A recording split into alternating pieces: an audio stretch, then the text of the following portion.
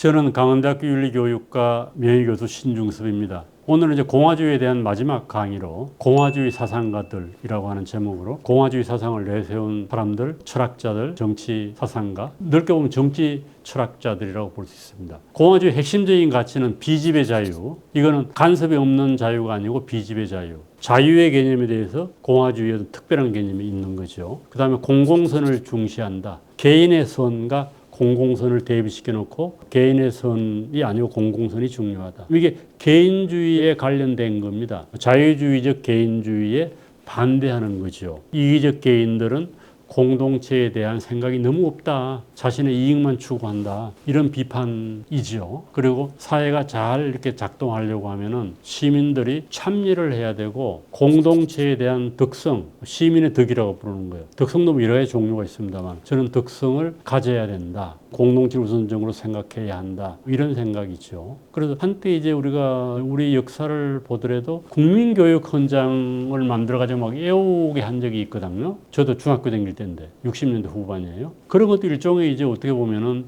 시민의 덕성을 육성해야 된다. 공동체를 위해서. 그런 생각에서 나온 것이 아닌가 하는 생각이 듭니다. 자유주의 사회에서는 뭐 시민들에게 어떤 공통적인 덕성을 국가가 주도적으로 주입하는 것은 나쁘다고 보는 거죠. 그것이 뭐 아무리 가치적으로 좋더라고 하더라도 법으로 강제할 수는 없다는 거죠. 그래서 결국은 도덕이라고 하는 것은 개인의 선택의 문제지 어떤 국가 공동체가 개인들에게 그것을 일괄적으로 강요할 수 있는 것은 아니다라고 하는 얘기입니다. 이것도 이제 치열하게 문화전쟁의 형태로 이루어지고 있는 거죠. 우리 사회는 뭐 최근에 보게 되면은 평등법이라고 그러나요? 남녀가 평등하고 성적으로 뭐 양성이 아닌 사람도 다 평등하고 해서 국회 그 통과가 잘 안 되고 있습니다만 여하튼 그런 논란이 있는 거죠. 미국 같은 경우는 낙태라든지 동성애라든지 마약이라든지 그다음에 인종 문제라든지 정체성의 정치라고 그러지 않습니까? 이런 것들을 놓고 상당한 정도의 지금 논란이 일어나고 있는데 그건 국가의 중립성 문제라고 보는 거예요. 내가 낙태를 하든 내가 동성애를 하든 내가 마약을 먹든 이런 것이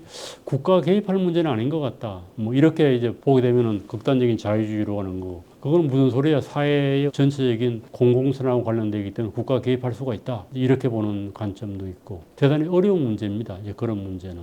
그래서 그런 문제를 가지고 이제 치열하게 정치적 논쟁을 하고 있고 또 이렇게 정치 집단별로 싸우고 있고 이제 그렇습니다. 그럼에도 불구하고 우리가 이제 이 공화주의 사회 통합이라든지 이런 문제를 두고는 공화주의를 좀 받아들여야 할 측면도 있지 않겠는가라고 생각해 볼 수가 있습니다. 개인의 자유, 인권, 재산권, 법의 지배, 열린 세계 이런 그 문제를 두고 공화주의와 자유주의가 입장이 많이 다릅니다만 이 중에서 뭐 어떻게 보면은 사회가 유지되기 위해서는 공화주의의 입장을 좀 받아들일 필요가 있겠다. 특히 이제 개인의 자유는 저게 비지배 자유를 의미하는 겁니다. 간섭이 없는 상태가 아니라. 그래서 해석이 많이 다릅니다. 자유주의하고. 그렇지만은 이제 우리가 좀 공화주의적 가치도 필요한 시대가 아닌가 하는 생각이 들기도 합니다. 때때로. 그래서 첫 번째로 이제 등장하는 사람이 아리스토텔레스입니다. 아리스토텔레스는 뭐 대단히 유명한 플라톤의 제자이고 철학에서는 뭐 형이상학, 자연학, 정치학, 윤리학, 특히 논리학까지 모든 부분에서 탁월한 업적을 남긴 사람입니다. BC 384년에 태어나가지고 BC 322년. 그래서 이제 아리스토텔레스가 민주주의에 반대한 거는 이제 분명히 한데 아리스토텔레스는 공화주의라는 말을 사용하지는 않았어요. 다만 이제 폴리티라고 그래가지고 혼합정이라는 그 비슷한 말을 사용해서 공화주의자로 분류가 되긴 합니다만은 일단 인간은 정치적 동물이고 인간은 개인이 아니라 시민으로서의 역할이 중요하다. 이런 주장을 했어요. 그래서 공화주의의 어떤 선구적인 역할을 했다. 그렇게 볼 수가 있고 개인은 정치에 참여해야지 참다운 인간이 될 수 있다. 이런 주장도 했습니다. 그래서 공화주의적 주장을 많이 담고 있기 때문에 공화주의 나오면은 최초로 언급되는 사람이 아리스토텔레스입니다. 그 다음에 키케로는 개인적으로 대단히 불운한 삶을 살았습니다. 그때가 선거양 참혹하게 죽음을 당했죠. 그래서 로마 공화정의 옹호자입니다. 그래서 우리가 이 공화주의 얘기할 때 키케로 말이 자주 인용이 돼요. 법과 정의를 중시하고 혼합 정치를 강조했습니다. 그리고 국가는 인민의 것이라고 하는 그 말을 사용한 사람이기도 합니다. 그래서 키케로가 한 말 중에는 인민은 아무렇게나 모인 한 무리의 사람이 아니라 정의와 공동의 이익을 인정하고 동의한 사람들의 모임이다. 이런 얘기도 있습니다. 진정한 자유는 인민이 최고 권력을 갖는 공화국에서만 존재하며 또한 권리의 절대적 평등을 허용한다. 왜냐하면 자유는 정의로운 주인을 갖는 데 있는 것이 아니라 어떠한 주인을 갖는 것도 아니다. 이런 주장을 했습니다. 그러니까 우리가 자유라고 하는 것이 주인이 있으면 자유가 없는 거죠. 그 주인이 아무리 정의로워도 그렇다는 얘기입니다. 어떤 주인도 갖지 않는 것이다. BC 106년에서 BC 43년까지 산 사람이 이런 생각을 했다고 하면 대단히 선구적이라고 볼 수도 있죠. 키케로.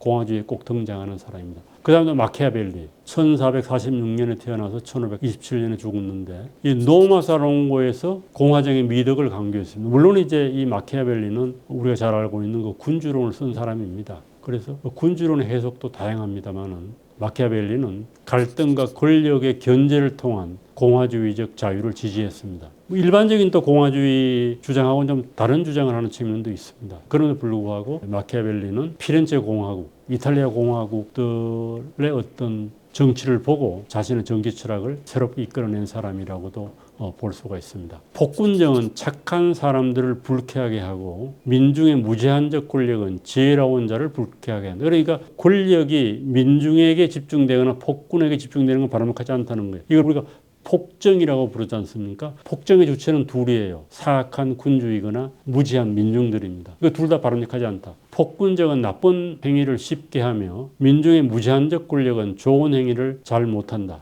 폭군정에서는 너무 큰 권한이 오만한 자들에게 주어지고 민주정에서는 너무 큰 권한이 우매한 자들에게 주어진다. 그러니까 우리가 폭군정은 뭐 다 이제 나쁘다고 봅니다만은 민주주의가 잘못하면은 폭민 정치로 간다. 이거는 뭐 끊임없이 민주주의에 대해서 가해지는 비판이었습니다. 저럴 위험성이 있고요. 그래서 오늘날에도 민중이 무제한적 권력을 갖게 되는 건 참 위험하다. 그래서 결국은 무제한 민중하고 폭군이 합쳐져 가지고 현대 민주주의의 위기가 초래되고 있다고 말하는 분들도 많습니다. 말할 것도 없이 이러한 공공선언 공화국에서만 지켜질 수 있는데 왜냐하면 공화국에서는 공공선에 적합한 것들이 모두 실현될 수 있고 공공선의 실행에 의해 이익을 보는 사람이 많아서 그들이 그것에 의해 손해를 보는 특정 개인의 반대를 제압하고서라도 공공실현을 실현하려고 때문이다. 그래서 공공선은 공화정에서만 가능하다는 주장을 하고 있습니다. 그리고 제임스 헬링턴, 오세아니아 공화국을 쓴 사람이에요. 토지 분배를 강력하게 주장했고 시민 참여에 기반한 공화주의 주장을 했습니다. 영국의 정치 철학자죠.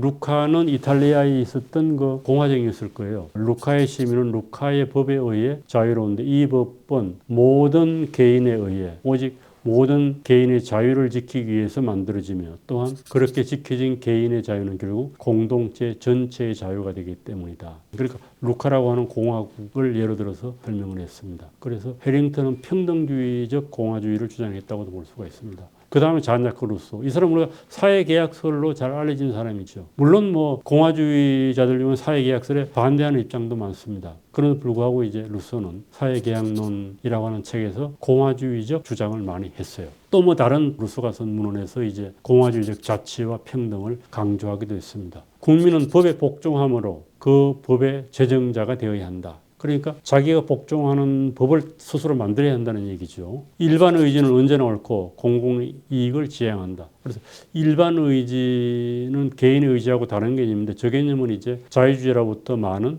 비판을 받았습니다. 결국 전체주의로 간다는 거예요. 자유로운 인문은 재밌는 표현입니다. 이게 어느 사회계약론 아니고 다른 문헌에 나오는 건데 자유로운 인민은 복종하지만 예종하지 않으며 지도자를 두지만 주인을 두지 않는다. 자유로운 인민은 오직 법에만 복종하며 타인에게 예종하도록 강제될 수 없는데 그것은 법의 힘 때문이다. 그러니까 법의 지배를 중시하고 복종과 예종은 구분하고 주인과 지도자를 또 구분했습니다. 루소도 공화주의적 요소를 많이 가지고 있는 철학자입니다. 토마스 제퍼슨, 미국 독립선언서를 작성했죠. 제퍼슨은 대통령까지 했죠. 제퍼슨은 공화주의자였습니까? 농업에 기반한 시민적 공화주의를 강조했습니다. 모든 정부는 국민이 아닌 통치자에게 맡겨질 때 타락한다. 국민이 정부를 두려워할 때는 독재이고 정부가 국민을 두려워할 때는 자유다. 그렇죠? 독재 정부는 우리가 두려워하죠. 그러니까 정부가 국민을 두려워해야 한다는 거예요. 국민이 정부를 두려워해서는 안 된다는 겁니다.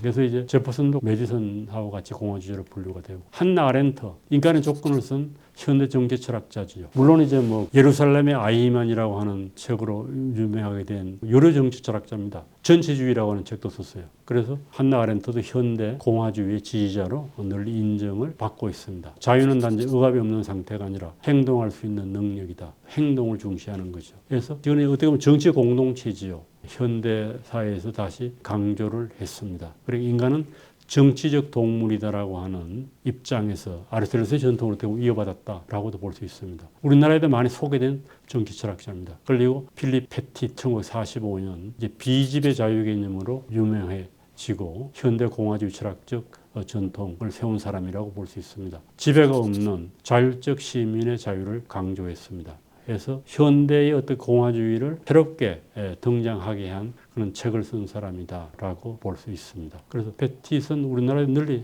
소개가 되고 많은 정치학자들의 논문을 쓰기도 했습니다. 그럼 킨턴 스키너 이분도 정치 철학자입니다. 그래서 자유주의 이전의 자유를 써서 공화주의자로 이제 인정을 받게 됐고 공화주의 지적 역사를 복원한 사람이라고 볼 수 있습니다. 자유주의 이전의 자유는 번역이 됐습니다. 조성래 선생이 번역을 했어요. 그 다음에 공화주의의 역사를 이렇게 이제 구분해 볼 수가 있습니다. 고대 공화주의, 근대 르네상스의 공화주의, 현대 공화주의라고 해서 각각의 철학자들을 이렇게 연결시키면은 고대 공화주의는 아리스토텔레스하고 키케로, 르네상스 근대 공화주의, 전주로 이제 로마 공화주의의 전통을 이어받은 이탈리아 공화주의자 전통이라고 볼 수 있고 대표자가 마키아벨리입니다. 그리고 이제 루소, 제퍼슨 이런 분들이 이제 근대 공화주의 철학자라고 볼 수가 있고 현대 공화주의는 간섭 없는 자유가 아니라 비지배 자유가 중요하다라고 해서 대표자가 베티, 스키너 이제 이런 분들이 있고 또 포콕이라고 하는 제가 소개는 안 했습니다만 포콕이라고 하는 분도 현대 공화주의자라고 볼 수가 있습니다.